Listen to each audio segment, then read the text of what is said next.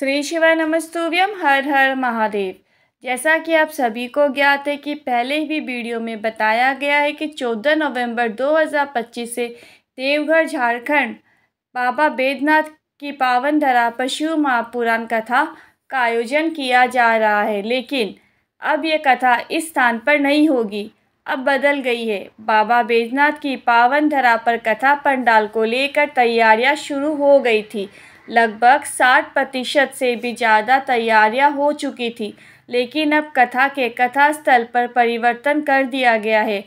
आपको पहले बता दें कि कथा स्थल पर शिव भक्तों के बैठने की पर्याप्त व्यवस्थाएं थी, लेकिन वाहन पार्किंग की व्यवस्था पर्याप्त नहीं होने के कारण कथा का कथा स्थल बदलना पड़ा है।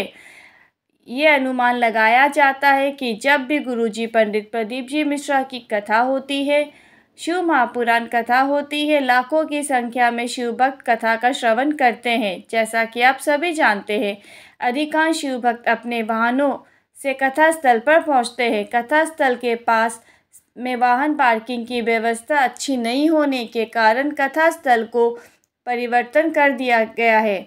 झारखंड में ये शिव महापुराण कथा 14 नवंबर 2025 से लेकर 20 नवंबर 2025 तक ही होगी। कथा का समय दोपहर को 1 बजे से लेकर शाम को 4 बजे तक रहेगा। कथा का नया कथा स्थल एक कोटिया बस स्टैंड। जो भी शिव भक्त कांवड़ यात्रा में आते होंगे, उन्हें पता होगा कि ओटिया बस स्टैंड कहाँ है। ओटिया बस स्टैंड से कथा स्थल की दूरी मात्र 5 किलोमीटर की है। यहाँ पर शिव भक्त के बैठने और पार्किंग की उत्तम व्यवस्थाएं की गई है। यदि हम पार्किंग स्थल की बात करें तो देवघर एयरपोर्ट से कथा स्थल तक 10 जगह पर पार्किंग व्यवस्था रखी गई है। दिल मांगे मोर ढाबा, सुंदरी गुरुद्वारा, कर्णकोखोर पुल के पास कथा स्थल से 600 किलोमीटर के आगे 10 एकड़ का पंडाल है।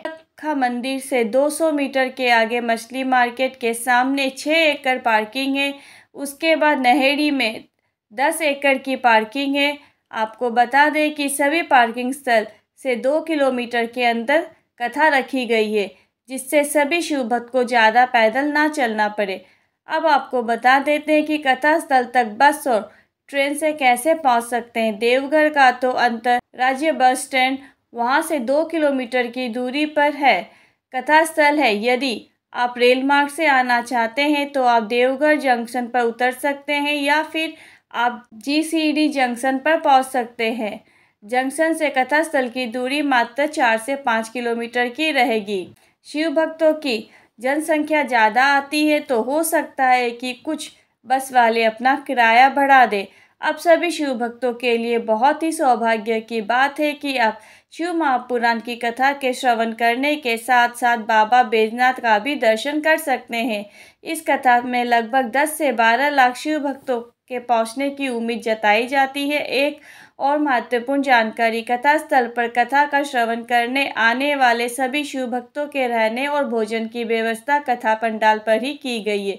कथा स्थल और कथा को लेकर यदि आपके मन में अभी भी कोई क्वेश्चन है, कोई क्वेरी है, तो आप कमेंट बॉक्स में टाइप करके पूछ सकते हैं। आपको शीघ्र अतिशीघ्र जवाब देने का पूरा प्रयास किया जाएगा।